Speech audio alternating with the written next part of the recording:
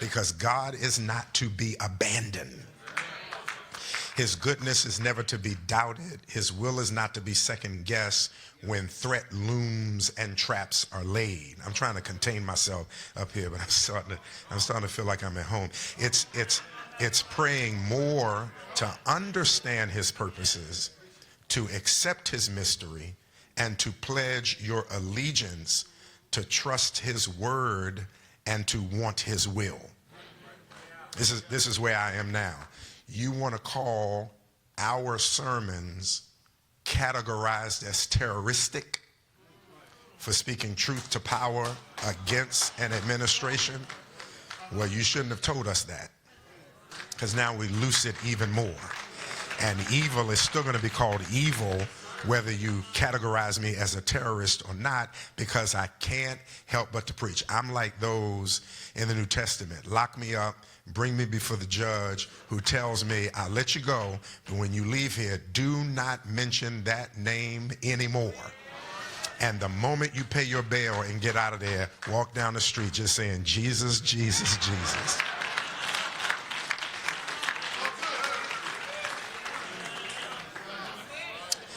Back in the 15th century, in a tiny village near Nuremberg, a city in Germany, lived a family with 18 children. In order to merely keep food on the table, the father, who was a goldsmith by profession, had to work almost 18 hours a day. He took on any other paying work he could find in the neighborhood. And despite the family's poverty, two of the children had a dream. They both wanted to pursue their talent for art.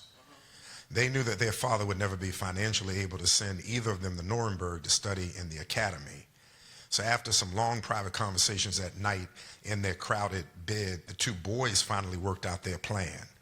They would toss a coin.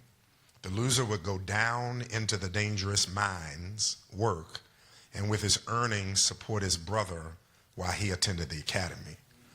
Then, when that brother would complete his studies in 4 years, he would return, support the other brother at the academy, either with sales of his artwork, or if necessary, they would switch roles and he would have to go down into the dangerous mines. They tossed that coin. Albrecht won the toss, went off to Nuremberg, while his brother Albert went down into the mines. For the next 4 years, financed by his brother, whose work at the academy was almost an immediate sensation. He was lauded, reputation was swelling. They say that Albrecht's etchings, his woodcuts, his oil paintings, were far better than even those of his professors. By the time he graduated, he was earning considerable money from selling his work. When the young artist returned home, the Dora family held a festive dinner to celebrate his return. After the meal, Albrecht rose from his honored position at the head of the table. He raises a toast to his beloved brother for the years of sacrifice that had enabled him to fulfill his ambition. And his closing words were this, Bishop Haynes: now, Albert, blessed brother of mine, now it's your turn. You can go to Nuremberg to pursue your dream, and it's my turn to take care of you. All heads turned in eager expectation to the far end of the table where Albert was seated. There were tears streaming down his face. He rose to his feet. He walked over to his brother and said, "No, brother, I cannot go to Nuremberg. Too late for me." Held up his hands. "Look what 4 years in the mines have done to my hands. The bones in every finger have been smashed at least once. Lately, I've been suffering from crippling arthritis. It's so bad in my right hand, I can't even hold the glass to return your toast, let alone hold a paintbrush with which to paint. No, my brother, for me, it is too late." 500 years later, Albrecht has hundreds of works of art hanging in every great museum in the world. But the odds are great that most of us, like most people, are familiar with only one of his works.